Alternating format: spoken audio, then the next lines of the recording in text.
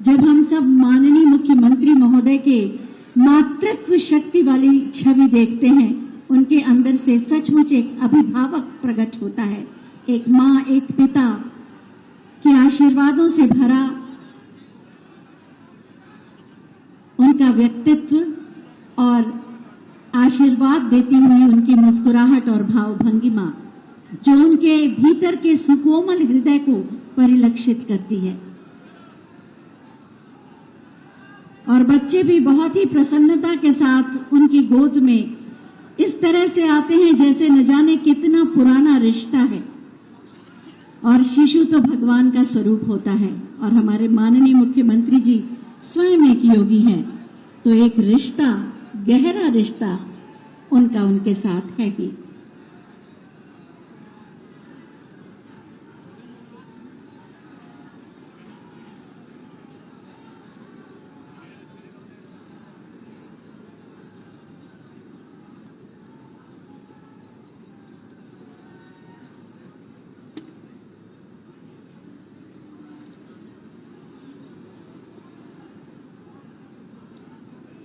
और उसके बाद अर्णव का अन्नप्राशन होगा।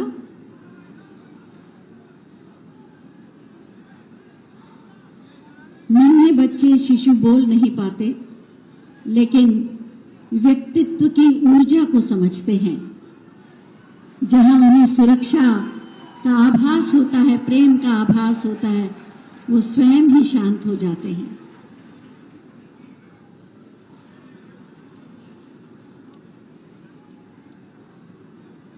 सौभाग्यशाली हैं ये बच्चे जिनका अन्नप्राशन एक योगी के हाथों हो रहा है।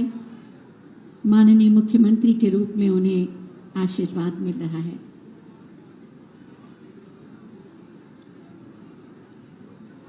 अपने हाथ से खीर खिलाकर उनका अन्नप्राशन कर रहे हैं। उनके शिशु रूप का सम्मान कर रहे हैं। मस्तक पर टीका, पुष्प की माला। शिशु का ये रूप वास्तव में भगवत सत्ता का ही रूप है और उसी का सम्मान भी।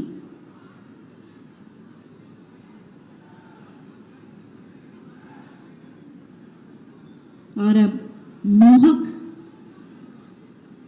का अन्नप्राशन।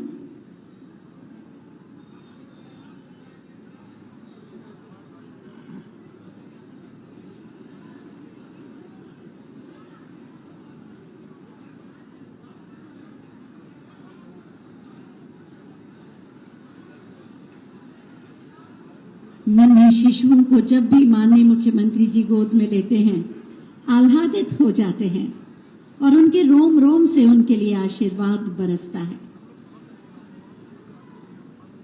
पहला अन्नप्राशन और माननीय मुख्यमंत्री जी का ढेर सारा आशीर्वाद।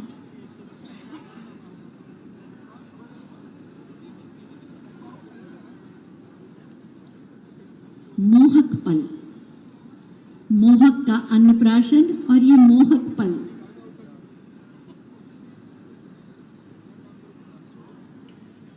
विस्मित से बच्चे, स्वाद भी मिल रहा है और रंग बिरंगे उपहार भी उन्हें आकर्षित कर रहे हैं और एक स्नेहमयी गोद का आलिंगन उन्हें मिल रहा है। बहुत बहुत धन्यवाद माननीय मुख्यमंत्री जी।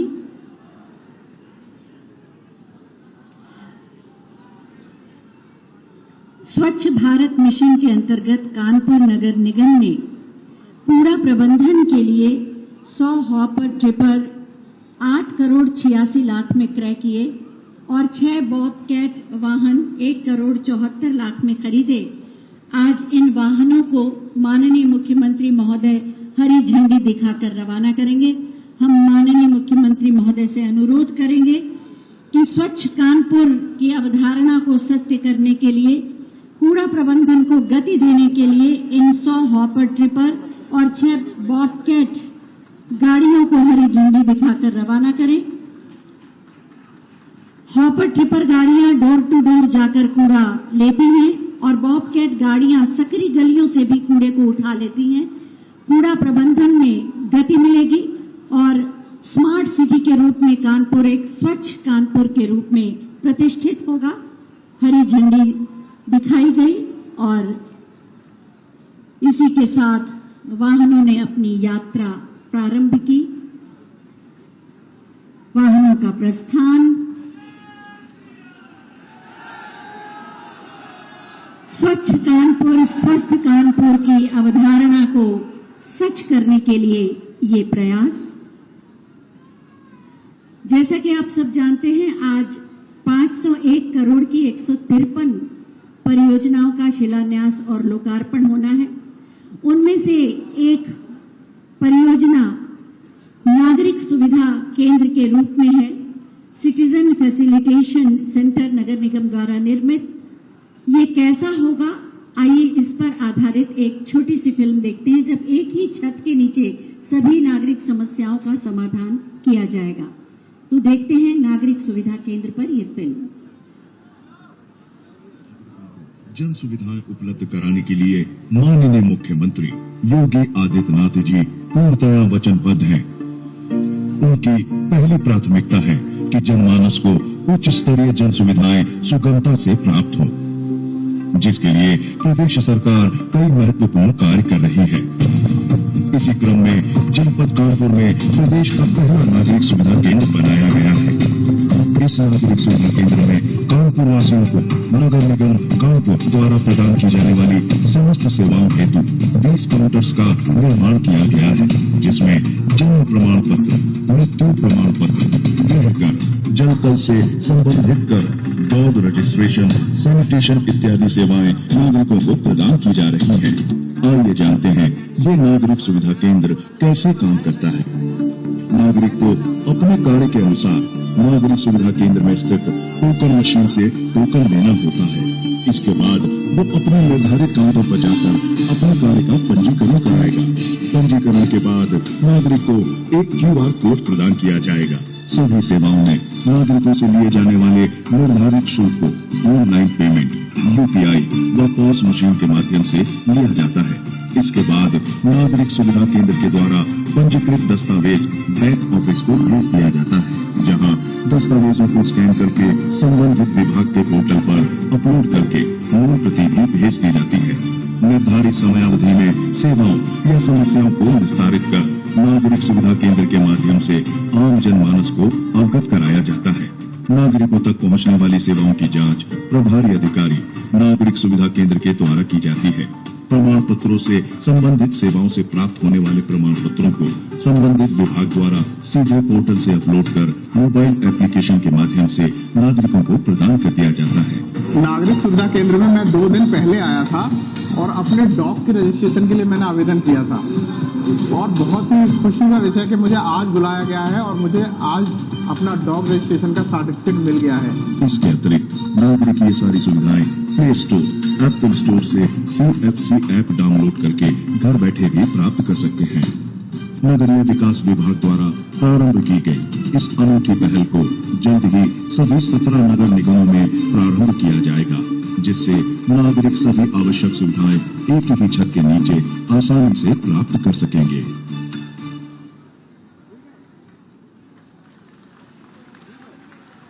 प्रदेश का ये पहला नागरिक सुविधा केंद्र जो माननीय प्रधानमंत्री महोदय के ईज ऑफ लिविंग परिकल्पना को साकार करता है। कई बार ऐसा होता है कि विषम परिस्थितियां और विपत्तियां ऐसी आती हैं कि घर होते हुए भी हमें अपने घर को छोड़ना पड़ता है, नष्ट हो जाता है प्राकृतिक आपदाओं की वजह से, और ऐसे लोगों को पुनः निर्वासित करने का सदैव प्रयास किया जाता है कानपुर के जिला प्रशासन द्वारा। ग्राम कोरथा तहसील नरवल में विकसित वेद व्यास ग्राम एक ऐसी ही टाउनशिप है जो सभी नागरिक सुविधाओं से लैस है। इसी पर एक छोटी सी फिल्म आइए देखते हैं। एक वर्ष पहले 2 अक्टूबर 2022 को कानपुर के कोरथा गांव में तीर्थ से लौट रहे 26 श्रद्धालुओं की ट्रैक्टर ट्रॉली के पलटने से हुए दर्दनाक सड़क हादसे में मृत्यु हो गई थी। जनता के दुखों के प्रति संवेदनशील माननीय मुख्यमंत्री योगी आदित्यनाथ तत्काल कोरथा गांव पहुंचे। उन्होंने पीड़ित परिवारों से मुलाकात की और हर संभव सहायता का आश्वासन दिया। आदरणीय प्रधानमंत्री नरेंद्र मोदी ने भी घटना पर दुख जताया और पीड़ितों के लिए आर्थिक सहायता का ऐलान किया। माननीय मुख्यमंत्री के निर्देश पर सभी मृतकों और घायल लोगों के परिवार वालों को राज्य की तरफ से भी आर्थिक सहायता दी गई। मुख्यमंत्री आवास योजना के अंतर्गत प्रभावित परिजनों को आवास दिया गया और कृषि जमीन का पट्टा भी दिया गया। संवेदनशील मुख्यमंत्री जी के निर्देश पर क्लस्टर आधारित मुख्यमंत्री आवास योजना के तहत प्रभावित परिजनों को वेद व्यास ग्राम में उनका अपना आवास दिया जा रहा है। कानपुर जनपद के कोरथा गांव में पूरी प्लानिंग से बसाई गई है ये कॉलोनी, पार्क और सभी महत्वपूर्ण सुविधाओं से लैस एक नवीन ग्राम। माननीय मुख्यमंत्री जी के कर कमलों से आज 1,56,00,000 रुपए की वेद व्यास ग्राम परियोजना का लोकार्पण किया जा रहा है, जिनका मानना है कि जनहित की योजनाएं ही राम राज्य का आधार हैं।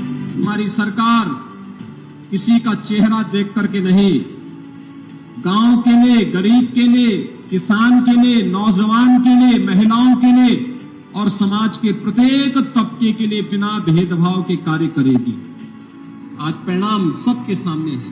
वेद व्यास ग्राम सरकार की विभिन्न कल्याणकारी योजनाओं का साकार रूप है। यहाँ बसाए गए 19 परिवारों को स्वच्छ भारत मिशन के अंतर्गत शौचालय उपलब्ध कराया गया। हर घर जल योजना के तहत नल कनेक्शन, ग्राम पंचायत के अंतर्गत स्ट्रीट लाइट के साथ ही कैटल शेड और खेल के मैदान का निर्माण मनरेगा के अंतर्गत कराया गया। सेवा, समर्पण और सहयोग की भी मिसाल है ये परियोजना, जिसमें सांसद निधि से बाउंड्री वॉल, विधायक निधि से मेन रोड इंटरलॉकिंग और क्षेत्र पंचायत के अंतर्गत सोलर लाइट पार्क और समतलीकरण का कार्य हुआ। यह विकास कार्य प्रभावित परिवारों के जीवन यापन में उपयोगी भूमिका निभाकर कोरथा गांव में विकास को नई दिशा देंगे। जनता के सुख दुख में सदा साथ, जनहितकारी संवेदनशील सरकार। 1 वर्ष पहले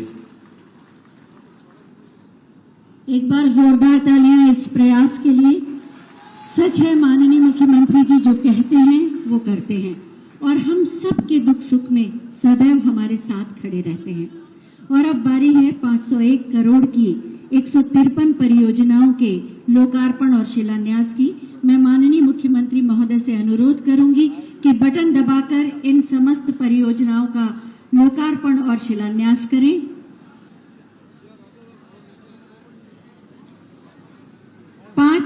करोड़ की 153 जन कल्याणकारी योजनाएं, जिनका लोकार्पण और शिलान्यास माननीय मुख्यमंत्री महोदय के कर कमलों द्वारा किया जा रहा है। ये योजनाएं स्मार्ट सिटी के रूप में कानपुर को तो स्थापित करेंगी ही, साथ ही कानपुर की तस्वीर और तकदीर दोनों को बदलेंगी। बटन दबा और शिलापट का अनावरण आप देख रहे हैं, हो रहा है।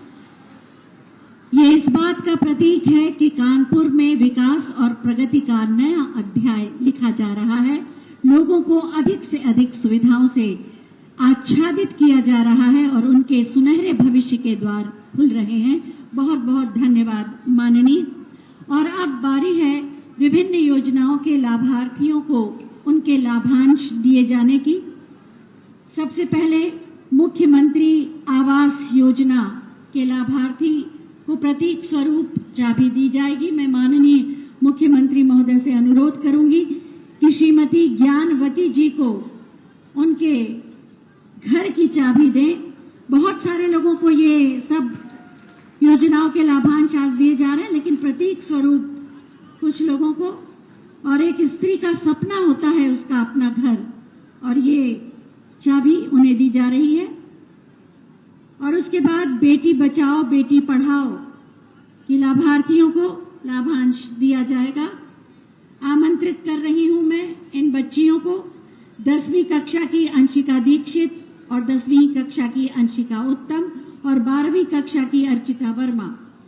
अंशिका दीक्षित को 10,000 रुपए की धनराशि आशीर्वाद के साथ, अंशिका उत्तम जो 10वीं में ही है 5,000 की धनराशि और अर्चिता वर्मा 12वीं कक्षा की छात्रा 5,000 की धनराशि। और इसके बाद ओडीओपी योजना के लाभार्थी सामने आएंगे जिन्हें अनुदान दिया जा रहा है। मेसर्स राधिका होजरी की श्रीमती राशि मेहरोत्रा जी को 50 लाख रुपए की धनराशि ओडीओपी के उद्यम के लिए। राशि इतनी बड़ी है मगर तालियों की आवाज बहुत कम आ रही है। मेसर्स प्रगति ट्रेडर्स के श्री तनुज आहूजा जी को 49 लाख की धनराशि और मेसर्स ब्लेसिंग इम्पैक्ट की श्रीमती कविता टंडन जी को 1,58 लाख की धनराशि। जोरदार तालियां। और उसके बाद बारी है स्मार्टफोन और टैबलेट देने की। स्वामी विवेकानंद योजना के अंतर्गत अंजलि कुशवाहा, अर्पिता शर्मा और बबली देवी, इन्हें स्मार्टफोन और टैबलेट दिए जा रहे हैं।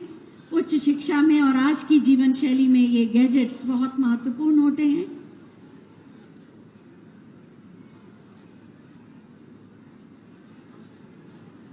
और अब ओडीओपी के टूल किट दिए जाएंगे। ओडीओपी के टूल किट स्वाति दिवाकर, आंचल शाह और अंशिका यादव जी को सिलाई के लिए सिलाई मशीन दी जा रही है जिससे ये आत्मनिर्भर हो सके और प्रदेश के नवनिर्माण में अपना सहयोग दे पाए। पता नहीं क्या जादू है आपकी तालियों में। आप तालियां बजाते हैं तो लाभार्थी के चेहरे पर मुस्कुराहट आ जाती है।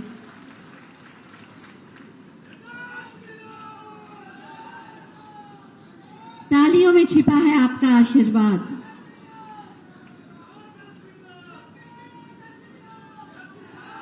आत्मनिर्भर भारत और आत्मनिर्भर उत्तर प्रदेश की ओर कदम। आंचल शाह और अंशिका यादव।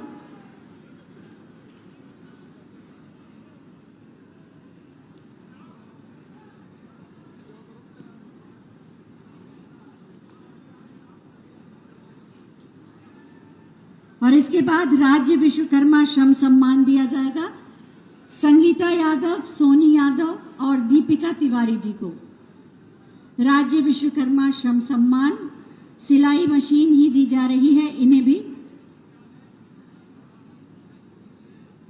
सिलाई करके ये लोगों का भी दिल जीतेंगी और आत्मनिर्भरता की चमक भी इनके चेहरे पर आएगी। लेकिन कुछ भी कर लीजिए, जब तक आपकी तालियों का संगीत नहीं बजता सारा वातावरण सूना सा रहता है। संगीता यादव, सोनी यादव और दीपिका तिवारी।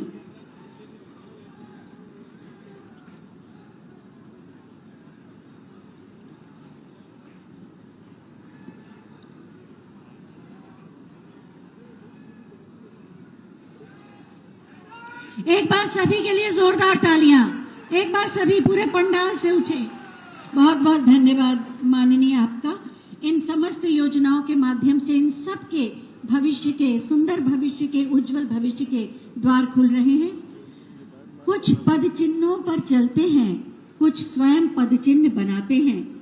महापुरुष कहलाते जग में जो स्वयं इतिहास रचाते हैं। ऐसे ही महापुरुष हैं हमारे माननीय मुख्यमंत्री श्री योगी आदित्यनाथ जी, जो नए उत्तर प्रदेश में कीर्तिमानों की एक नई गाथा लिख रहे हैं। मैं बहुत ही आदर के साथ माननीय मुख्यमंत्री महोदय से अनुरोध करूंगी कि अपने मार्गदर्शन से हमारा मार्ग प्रशस्त करें। भारत माता की।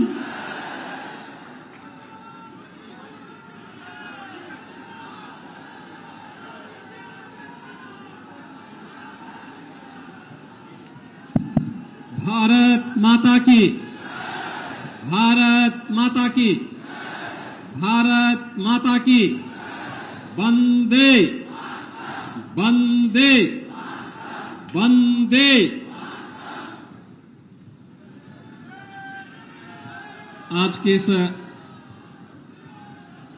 अनुसूचित जाति महासम्मेलन में मंच पर उपस्थित उत्तर प्रदेश विधानसभा के माननीय अध्यक्ष माननीय श्री सतीश महाना जी, भारतीय जनता पार्टी के कर्मठ और लोकप्रिय प्रदेश अध्यक्ष चौधरी भूपेंद्र सिंह जी, केंद्रीय मंत्री माननीय भानु प्रताप वर्मा जी, क्षेत्रीय अध्यक्ष भारतीय जनता पार्टी श्री प्रकाश पाल जी, प्रदेश सरकार में मेरे सहयोगी मंत्रीगण श्री नंदगोपाल गुप्ता नंदी जी, श्री राकेश सचान जी, श्री असीम अरुण जी, श्रीमती प्रतिभा शुक्ला जी, श्री अनूप वाल्मीकि जी, माननीय सांसद श्री सत्यदेव पचौड़ी जी, माननीय सांसद श्री देवेंद्र सिंह भोले जी, महापौर श्रीमती परमिला पांडे जी, माननीय विधायकगण श्री महेश त्रिवेदी जी, श्री सुरेंद्र मैथानी जी, श्री राहुल बच्चा सोनकर जी, अभिजीत सिंह सांगा जी, श्रीमती नीलिमा कटियार जी, श्रीमती सरोज कुरील जी, श्री अरुण पाठक जी, श्री सलील बिश्नोई जी, श्री अविनाश सिंह चौहान जी और जिला पंचायत के अध्यक्ष श्रीमती स्वप्निल वरुण जी और भारी संख्या में कानपुर बुंदेलखंड क्षेत्र से जुड़े हुए मेरे अनुसूचित जनजाति से जुड़े हुए सभी उपस्थित भाइयों बहनों, आज शरद पूर्णिमा का पावन दिवस है और अपनी कालजयी रचना रामायण के माध्यम से हम सबका साक्षात्कार कराने वाले त्रिलोकदर्शी ऋषि महर्षि वाल्मीकि की पावन जयंती भी। इस अवसर पर त्रिकालदर्शी ऋषि महर्षि वाल्मीकि के श्री चरणों में नमन करते हुए मैं आप सबका हृदय से अभिनंदन करता हूं, स्वागत करता हूं। भाइयों बहनों, कानपुर में मां गंगा के आशीर्वाद से हम सबको आज इस सम्मेलन के माध्यम से आप सबसे जुड़ने का एक सौभाग्य प्राप्त हो रहा है। विकास की लगभग 500 करोड़ रुपए की परियोजनाओं के लोकार्पण और शिलान्यास, जिसके लिए हमारे माननीय जनप्रतिनिधियों ने अथक परिश्रम करके उन योजनाओं को यहां लेके आए हैं, उन्हें लोकार्पित और शिलान्यास करने का भी अवसर प्राप्त हो रहा है। और इस अवसर पर अनुसूचित जाति जनजाति के लिए केंद्र और राज्य शासन के स्तर पर क्या क्या योजनाएं चल रही हैं, इन योजनाओं के बारे में हमारे पूर्व वक्ताओं के श्रीमुख से आपको बहुत कुछ सुनने और जानने का अवसर भी प्राप्त हुआ है। भाइयों बहनों, हम सब जानते हैं, समाज के मार्गदर्शन के लिए जब भी आवश्यकता पड़ी, ये समाज समरस समाज के रूप में बिना भेदभाव के उत्तर से दक्षिण, पूरब से पश्चिम एक भाव और भंगिमा के साथ कार्य करता रहा है। अतीत के किसी कालखंड से लेकर के आधुनिक काल तक ऐसे अनेक उदाहरण हैं जब अनुसूचित समाज ने समाज का मार्गदर्शन किया, उनको नेतृत्व दिया, समाज की आवश्यकता के अनुरूप परिश्रम और पुरुषार्थ से कभी पीछे नहीं हटे और अपने हर कार्य को परिणाम के साथ जोड़ते हुए समाज को एक नई दिशा में अग्रसर करने का कार्य किया। आज पावन पर्व है जब हमें महर्षि वाल्मीकि जी की इस पावन जयंती के कार्यक्रम के साथ अपने अनुसूचित समाज से जुड़े हुए बंधुओं के साथ इस महापंचायत के माध्यम से संवाद करने का अवसर प्राप्त हो रहा है। भाइयों बहनों, आज एक और महर्षि वाल्मीकि की पावन जयंती और दूसरी ओर आज हर देव मंदिर में अखंड रामायण का पाठ भी हो रहा है महर्षि वाल्मीकि जयंती के अवसर पर, और सरकार स्वयं इसमें भागीदार बन रही है।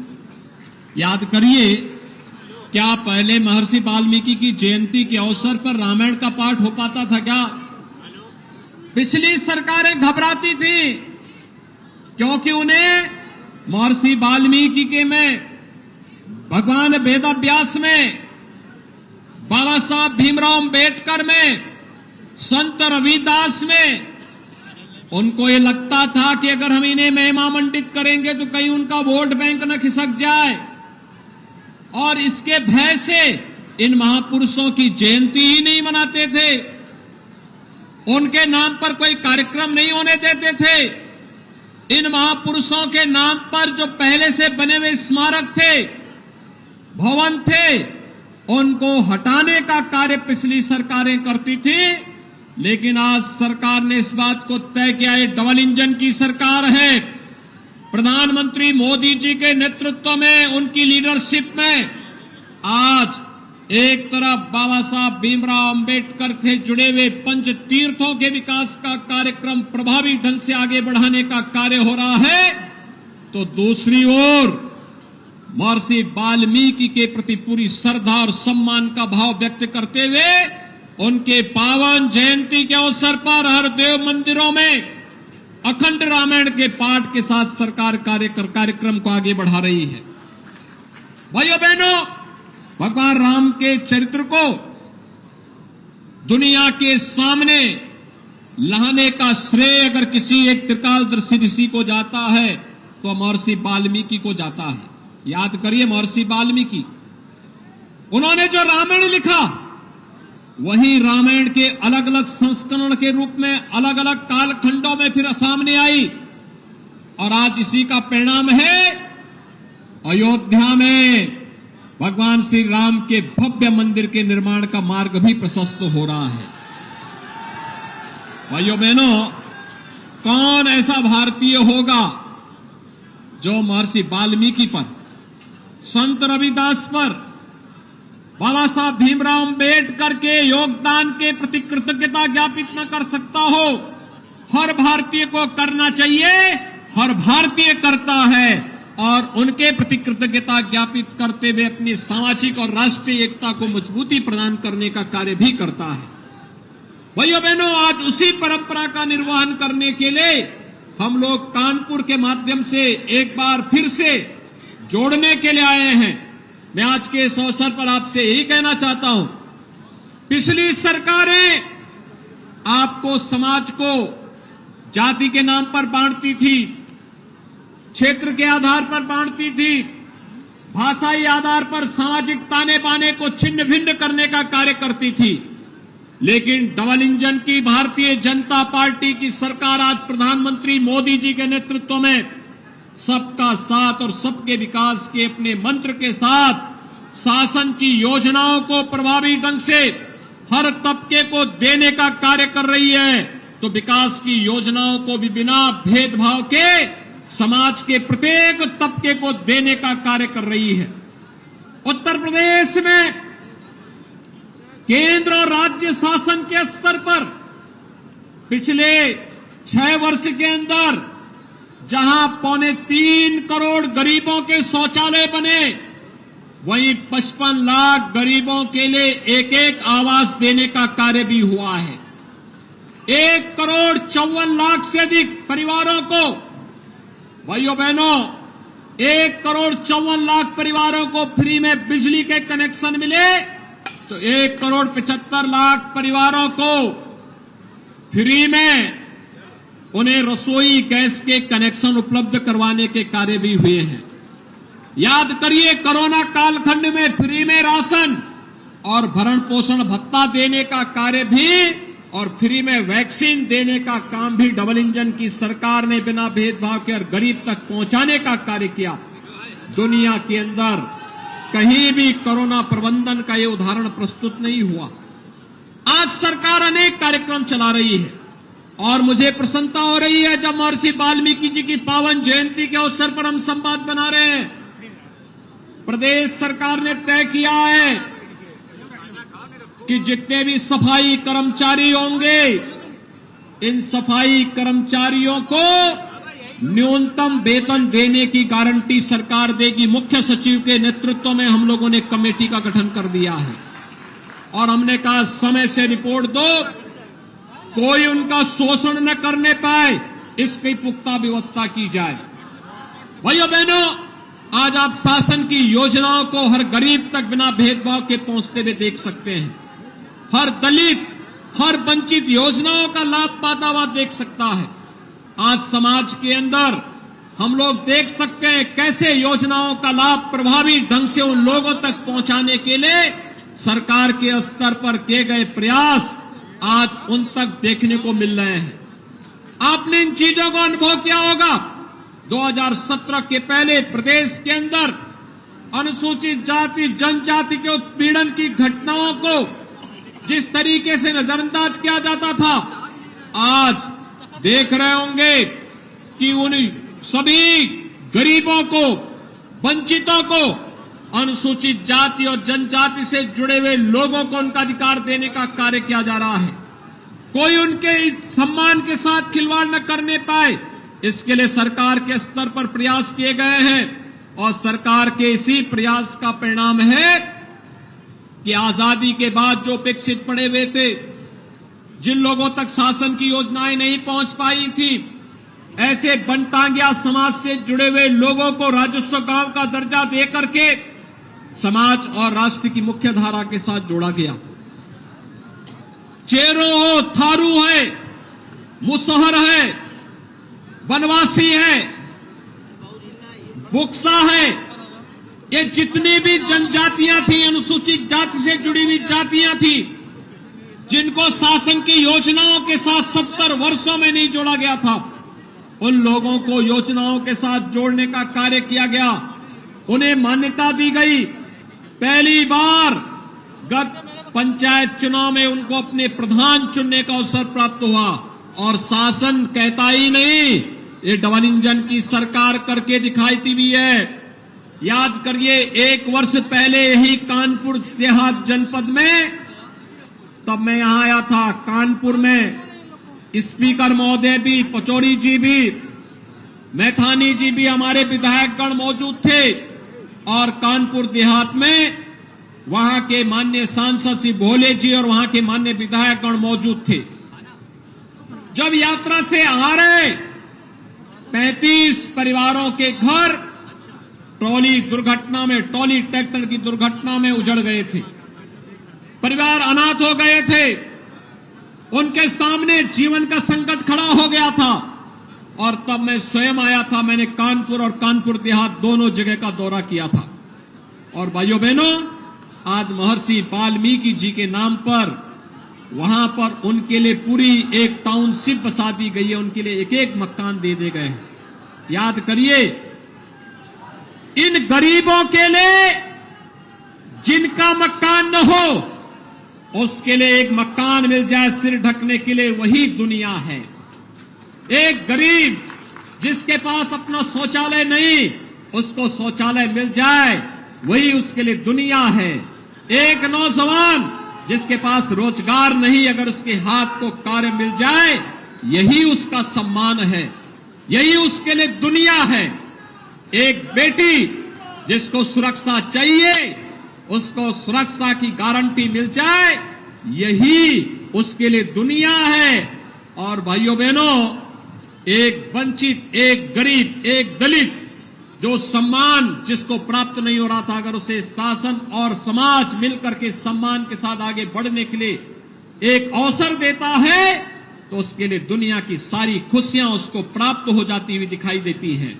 और आज ये डबल इंजन की सरकार इसी को ध्यान में रख करके अपने कार्यक्रमों को आगे बढ़ाने का कार्य कर रही है। भाइयों बहनों, इन्हीं योजनाओं को लेकर के हम आज आगे बढ़कर के कार्य कर रहे हैं। और इसका लाभ आपने आज देखा होगा। वेदाभ्यास के नाम पर बसाया गया यह टाउनशिप, जो 1 वर्ष पहले उजड़ गए थे, उन लोगों को आज फिर से अपने घर प्राप्त हो चुके हैं। उन चेहरों की मुस्कान को देख करके आप अंदाजा लगा सकते हैं कि वे चेहरे भी आज इस बात को मानते हैं कि देखिए, हो सकता है आपदा की चपेट में, किसी एक्सीडेंट की चपेट में उनके परिवार आ गए थे, और सरकार वही जो संकट में आपके साथ खड़ी हो सकती हो। ये डबल इंजन की सरकार संकट में खड़ी होने वाली सरकार है। ये सरकार वो नहीं जो वोट के लिए इस्तेमाल करती हो और उसके बाद भूल जाती हो। पहले यही होता था 17 के पहले, वोट बैंक के रूप में जाति के नाम पर अपने परिवार को बढ़ावा देने का कार्य होता था। समाज के सामाजिक ताने बाने को छिन्न भिन्न करने का प्रयास होता था। लेकिन आज सामाजिक ताने बाने को छिन्न भिन्न करने नहीं, बल्कि समाज की मुख्य धारा के साथ जोड़ करके प्रधानमंत्री मोदी जी के मंत्र सबका साथ और सबके विकास के भाव के साथ जोड़ने के लिए भारतीय जनता पार्टी एक समरस समाज के निर्माण की कार्रवाई को आगे बढ़ा रहा है। भाइयों बहनों, आपके लिए इससे बड़ी प्रसन्नता का विषय क्या हो सकता है कि लगभग 1.5 वर्ष पहले इसी कानपुर नगर में पुलिस कमिश्नर के रूप में सीएम अरुण जी अपनी सेवा दे रहे थे और आज वह कन्नौज से विधायक भी हैं और साथ साथ उत्तर प्रदेश सरकार में समाज कल्याण विभाग के मंत्री भी हैं।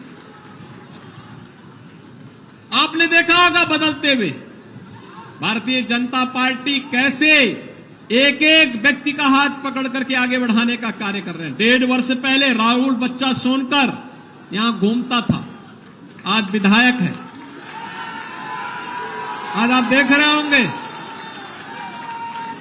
राहुल बच्चा सोनकर के पिता श्री राम जन्मभूमि आंदोलन के दौरान शहीद हो गए थे और उस समय ऐसा लगता था, लोग ये मानते थे परिवार अनाथ हो गया। लेकिन ये भारतीय जनता पार्टी है, किसी को अनाथ नहीं होने देती है, उसके साथ खड़ी होती है, पूरी मजबूती के साथ खड़ी होती है।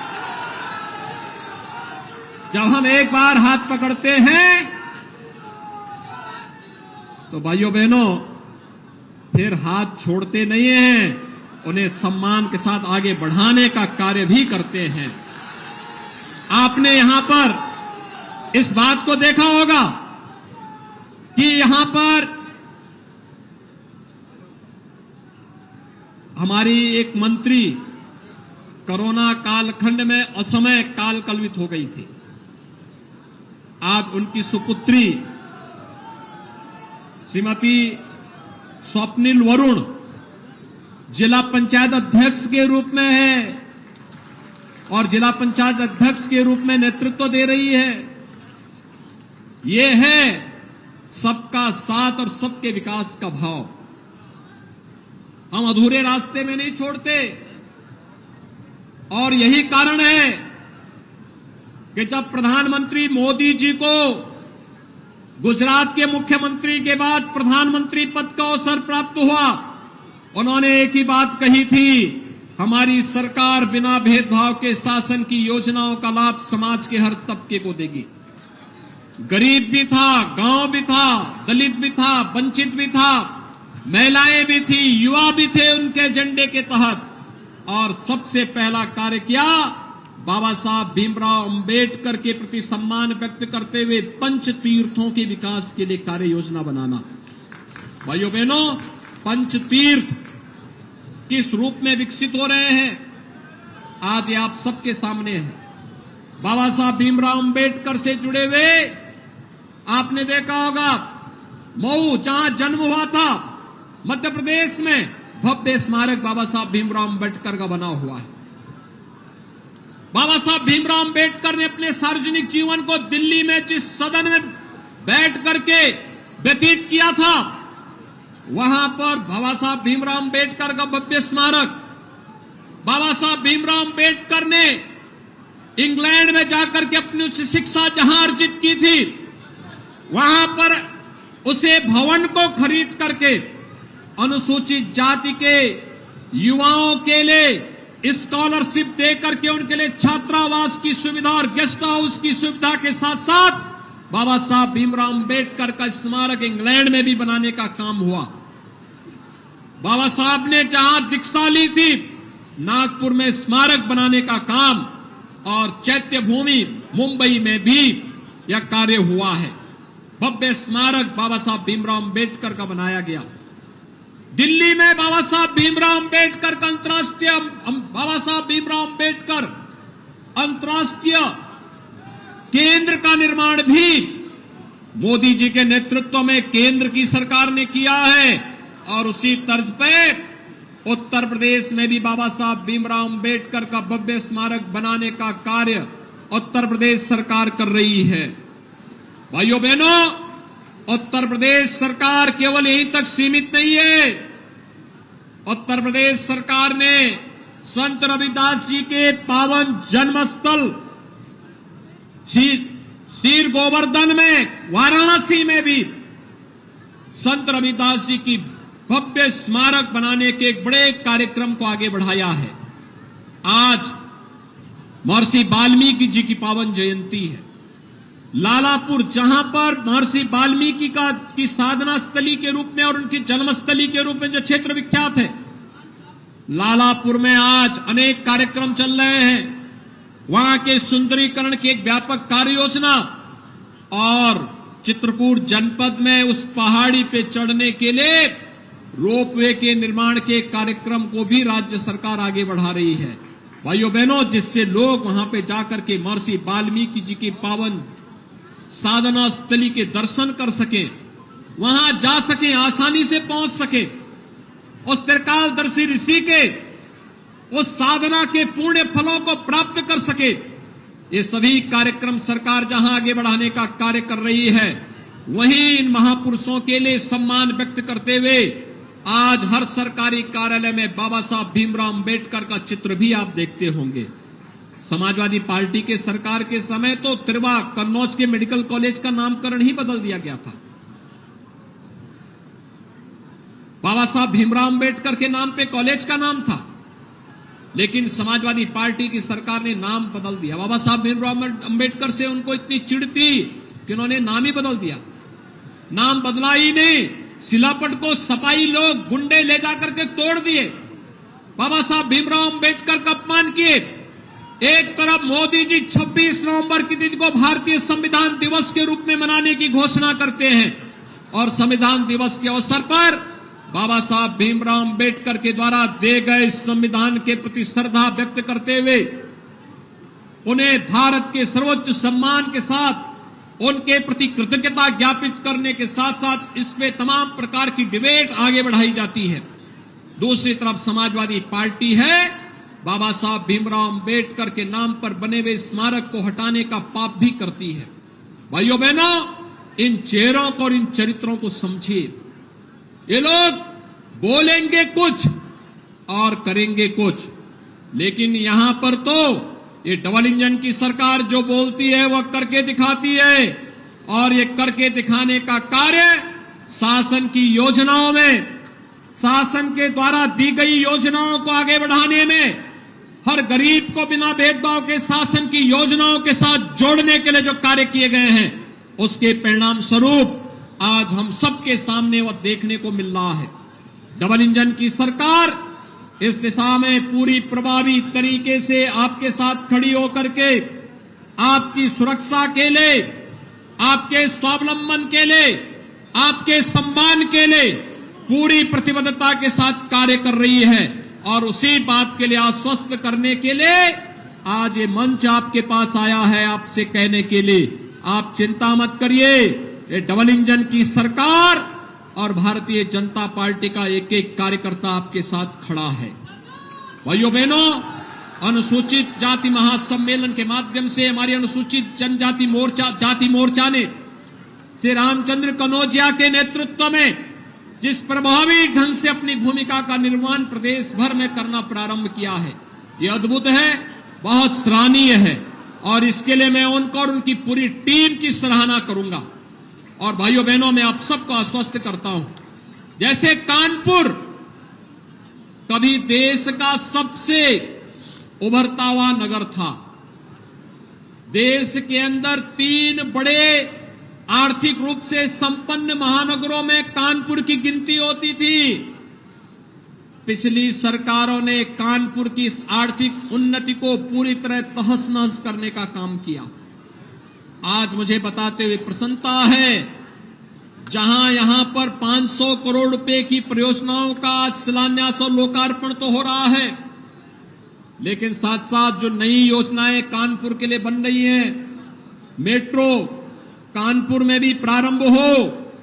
आपने देखा होगा 2021 में प्रधानमंत्री जी के कर कमलों से कानपुर में मेट्रो के प्रायोरिटी सेक्टर का काम संपन्न करके मेट्रो का सफलतापूर्वक संचालन हो रहा है। मेट्रो सिटी के रूप में आज कानपुर बन चुकी है, विकास की प्रक्रिया के साथ तेजी के साथ उभर रही है। लेकिन साथ साथ डिफेंस मैन्युफैक्चरिंग कॉरिडोर का भी एक नया केंद्र बनकर के कानपुर उभर रहा है। कानपुर से लेकर के झांसी तक इस पूरे क्षेत्र में 38,000 एकड़ भूमि में एक नोएडा की तर्ज में नए औद्योगिक विकास के केंद्र को विकसित करने की कार्रवाई को डबल इंजन की सरकार ने अपने हाथों में लिया है। भाइयों बहनों, नोएडा में 46 वर्ष लगे तब 35,000 एकड़ लैंड में नोएडा का विकास हो पाया है। यहां पर पहले ही वर्ष में 38,000 एकड़ में यह औद्योगिक विकास की नए कार्यक्रम को हम लेकर के चल रहे हैं और मुझे विश्वास है कि ये कार्यक्रम इसी तारतम्यता के साथ आधुनिक इंफ्रास्ट्रक्चर के लिए जो कार्य यहां पे हो रहे हैं, चाहे वो रिंग रोड का हो, Lucknow Kanpur greenfield express highway का हो, मेट्रो के संचालन का हो या फिर डिफेंस कॉरिडोर का हो, नमामि गंगे में मां गंगा की अविरलता और निर्मलता के लिए किए गए कार्यक्रम हो या फिर यहां के पुराने औद्योगिक स्वरूप को फिर से पुनर्स्थापित करने का कार्यक्रम, ये कानपुर के साथ साथ पूरे कानपुर बुंदेलखंड क्षेत्र की तस्वीर और तकदीर को बदलने के लिए मील का पत्थर साबित होने जा रहे हैं। और उसी दृश्य आज मैं आपको आश्वस्त करने के लिए आया हूं कि भाइयों बहनों, ये डबल इंजन की सरकार कानपुर और बुंदेलखंड को उसका वैभव फिर से उपलब्ध करवाने के लिए पूरी प्रतिबद्धता के साथ कार्य कर रही है। और आज इसी के लिए कि तीसरे नंबर पर देश के अंदर कानपुर औद्योगिक नगरी के रूप में अर्थव्यवस्था का एक केंद्र बिंदु था और फिर से कानपुर को वही हमें स्थान और वही सम्मान दिलाना है। इसके लिए इंफ्रास्ट्रक्चर, कनेक्टिविटी और औद्योगिक निवेश के कार्यक्रमों को हम तेजी के साथ आगे बढ़ा रहे हैं। ये परियोजनाएं उसी के परिणाम स्वरूप आज यहां पर उपलब्ध हो रही हैं और मुझे पूरा विश्वास है कि इन योजनाओं के माध्यम से लाखों नौजवानों को रोजगार के कार्यक्रम के साथ हम जोड़ने, स्किल डेवलपमेंट के साथ जोड़ने में हम सफल होंगे। एक बार फिर से महर्षि वाल्मीकि की पावन जयंती के अवसर पर आप सभी को बधाई देता हूं। इस दीर्घकालदर्शी ऋषि के इसी चरणों में नमन करते हुए पूरे प्रदेशवासियों को मैं अपनी शुभकामनाएं देता हूं और विश्वास व्यक्त करता हूं कि सरकार, डबल इंजन की सरकार पूरी ईमानदारी के साथ, पूरी प्रतिबद्धता के साथ, बिना भेदभाव के शासन की योजनाओं को हर वंचित, हर गरीब, हर दलित, हर गांव, हर गरीब और हर महिला और हर नौजवान तक पहुंचाने का कार्य करेगी। आप सबके प्रति मेरी शुभकामनाएं। धन्यवाद। जय हिंद। जय जय श्री राम। जय जय श्री राम। बहुत बहुत धन्यवाद माननीय मुख्यमंत्री महोदय। सभी लोग जोरदार तालियों के साथ अभिवादन करिए।